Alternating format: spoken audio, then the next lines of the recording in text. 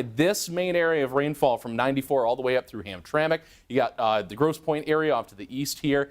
This is important to note. We are seeing a little bit of flooding on some of the interstate. On a couple of the ramps, that's an important distinction. But most of the reports for this flash flood warning are coming in from the gauges in the area. MDOT's got a few. Weather Service has a couple. That's the important thing to look at. And you can see again where that heavy rainfall has really tried to push its way through, and it doesn't want to go anywhere. So while that continues to loop, that's what we're going to do right here for you. You can see how long it's taken for it to move. Watch here over the past hour or so how long it takes before it finally starts to try and move out of the area. Because of that one specific cell just holding, that's what's been causing the water to kind of pool up. Here's the other part of that, though. That main spot, as it continues to drop a lot of heavier rainfall, the issue here is not necessarily the fact that it's just been raining. It's because we are now in a drought. All that water is hitting dirt and ground that is very compacted, very dry. If you've ever left a houseplant at home and completely neglected it and then poured a bunch of water on that dirt, it pools up. It doesn't go anywhere. It doesn't soak in right away. That's what causes the runoff that can easily cause more of this flooding along the interstate and a couple of local roadways. So again, from areas like Hamtramck, you can see right here going right down 94. You've got the highway right here going right across, going all the way out. You've got Harper Woods off to the east side. Grosse Pointe within there as well. Grosse Pointe Woods also included in that. Grosse Pointe Park, all within that heavier area of rainfall that continues again to push its way through. A lot of this is going to be an after the fact issue. The heavy rain has fallen and it's starting to taper off. And you can see that again by the way we loop this here. The issue is now the drainage. All that water that's fallen on all this very dry, drought ground now has to drain to a lower area. The lower area right now is going to be a lot of the interstates and some of the roadways. So that's what we have to look at here as we go a little farther into the rest of the evening. We can look as well at the camera downtown. This is from Campus Martius Park. You can see, look at that dark clouds right here as we're looking off again to the east here from Campus Martius. That's where some of those heavier downpours continue to push through. They got a lot of rain downtown as well. That came on in and caused a lot of those heavier downpours we had to deal with earlier. Now we're slowly on the upswing here as everybody's hitting the road or at least getting off the road at the end of that evening commute. Not something, admittedly, that's expected today.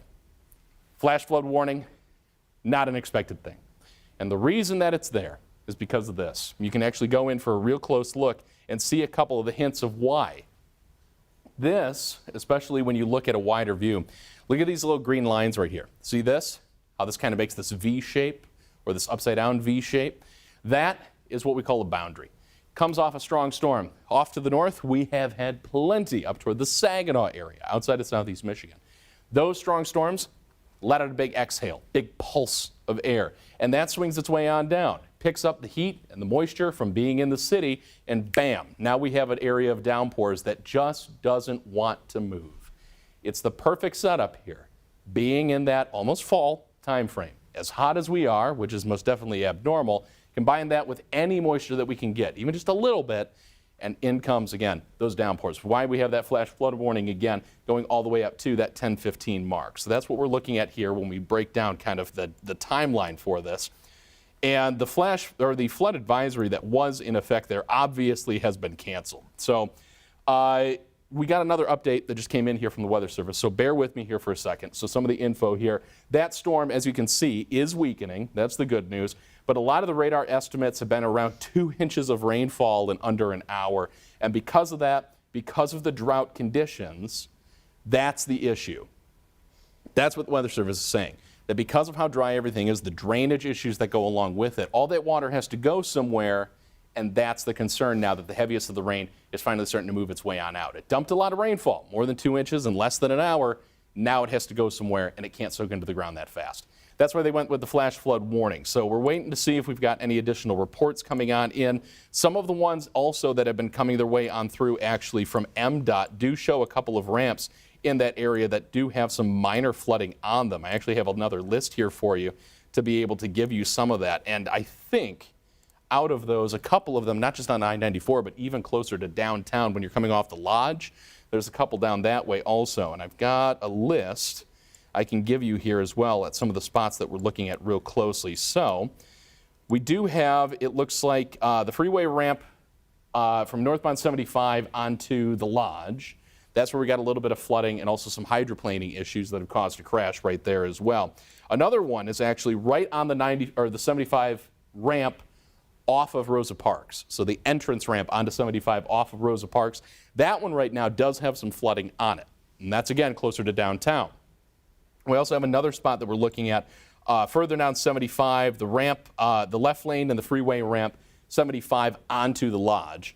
That also has flooding on it right now. And again, 94 just working with really a solid amount of water continuing to pour its way through, actually off of Gratiot. Some of the ramps there are definitely backed up, something to look at. At 94 and Mount Elliott, that's where you've also got some standing water on the interstate. So you got to keep an eye out real close anywhere within this flash flood warning. It's not just where the rain has been, it's also over here, just outside of downtown, or actually in downtown going off toward the Lodge, because that's where some of the ramps are still dealing with some standing water.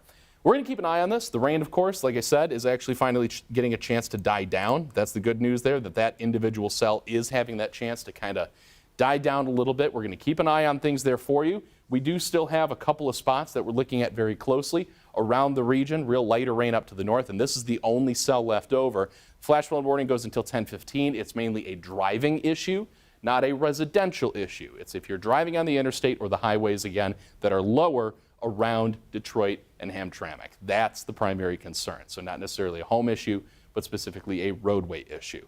Keep an eye out. We'll watch for some of those reports, but otherwise this warning again goes until 10:15. If it gets expired early, we'll of course let you know. Otherwise, we'll keep on top of this, and if we have any more updates, we'll be right back here for you. Thanks very much for watching. We'll keep you posted, but for now, we'll send you back to the stream.